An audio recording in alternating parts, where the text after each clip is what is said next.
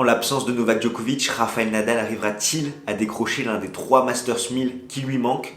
C'est ce que nous allons voir, décryptage et analyse du tirage de Paris-Bercy. C'est parti, jingle! Tu es nouveau sur cette chaîne?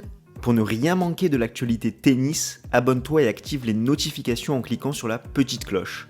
Le contenu te plaît? Fais-le nous savoir en mettant un pouce bleu.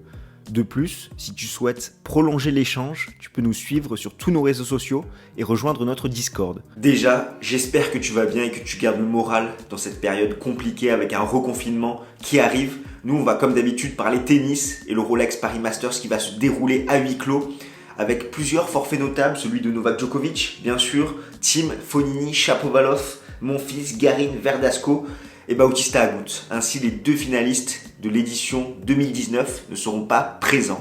L'autre attraction du tournoi, c'est bien évidemment les derniers tickets qualificatifs pour les ATP Finals. Actuellement, Andrei Rublev et Diego Schwartzman sont les 2 derniers qualifiés pour Londres. En cas de très grosse performance, Matteo Berrettini pourrait prendre l'un de ces 2 tickets restants. David Goffin et Carreno Busta semblent trop loin pour accéder aux ATP Finals.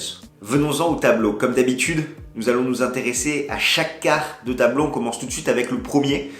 Les principales têtes de série sont Nadal, Coric, Goffin et Carreno Busta. En coupeur de tête, on peut noter Krajinovic, Hugo Gaston et Struff.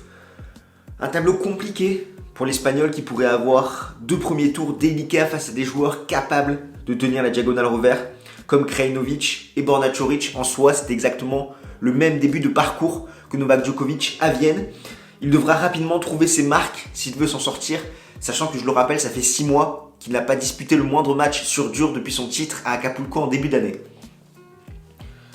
Au niveau de mon pronostic, je vais oser un Nadal Struff en quart de finale. Concernant le deuxième quart de tableau, on retrouve Zverev, Dimitrov, Wawrinka et Rublev. En coupeur de tête, il y en a beaucoup, on peut noter Kekmanovic, Manarino, Simon, Jurkacz et Evans. Sans doute un quart qui nous réserve des surprises. Zverev n'aura peut-être pas la tête au tennis, avec ses histoires extra-sportives, violence conjugale et comme quoi il va devenir papa. Rublev aurait tout intérêt à s'économiser pour Londres s'il ne veut pas arriver cuit, sachant que là il est en bonne position pour aller loin au tournoi de Vienne. Au niveau de mon pronostic, je vais oser un Gilles Simon contre Dimitrov en quart de finale. Dans le troisième quart de tableau, on retrouve Schwartzman, Khachanov, De Minaur et Medvedev. En coupeur de tête, Fritz et Anderson. Dans ce quart, on retrouve Daniil Medvedev qui est en méforme totale depuis plusieurs semaines, avec Schwartzman qui voudra quand même sécuriser sa place à Londres, ainsi qu'un dangereux Alex De Minaur qui, on le sait, est très performant en indoor, et Khachanov qui s'était imposé en 2018 à Paris-Bercy. C'est pourquoi, au niveau de mon pronostic, en quart de finale, je vois un De Minaur Khachanov. Concernant le dernier quart de tableau, on retrouve Berrettini, Raonic, Auger-Aliassime, Tsitsipas. En coupeur de tête, on a Pierre-Hugues Herbert et Hugo Humbert.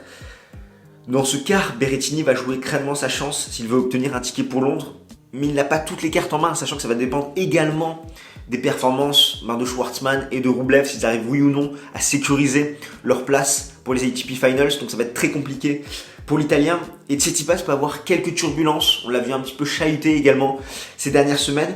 Donc au niveau de mon pronostic, j'ose un Humbert Berrettini en quart.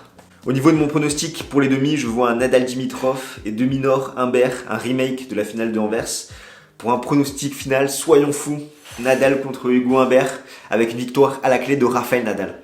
Comme tu l'auras compris au vu de mes pronostics totalement what the fuck, je n'ai aucune visibilité sur ce tournoi. Les envies de chacun et ce qui va en être à huis clos, c'est très compliqué à jauger et à faire des prévisions sur tout ça, sachant qu'il y a énormément d'inconnus. En tout cas, me concernant, j'aurais préféré que Rafael Nadal mette un terme à sa saison après son titre à Roland-Garros pour avoir une vraie coupure et derrière pouvoir aller tranquillement en Australie, sachant qu'il va y avoir une période de quarantaine de 15 jours. Là, il préfère faire le pari de peut-être aller décrocher 2 titres qu'il manque à son palmarès, Paris-Bercy et les ATP Finals, et surtout de retrouver, je pense, un petit peu de rythme sur dur, sachant que ça fait plus de 6 mois qu'il n'a pas disputé le moindre match sur dur et qu'arriver en Australie sans repère sur cette surface aurait peut-être été compliqué, même s'il y a l'ATP Cup pour se régler. Et toi, que penses-tu de ce tableau? On en débat dans les commentaires, dis-moi tes pronostics, j'ai hâte de voir ça. D'ici là, porte-toi bien, bon confinement, ciao ciao tout le monde.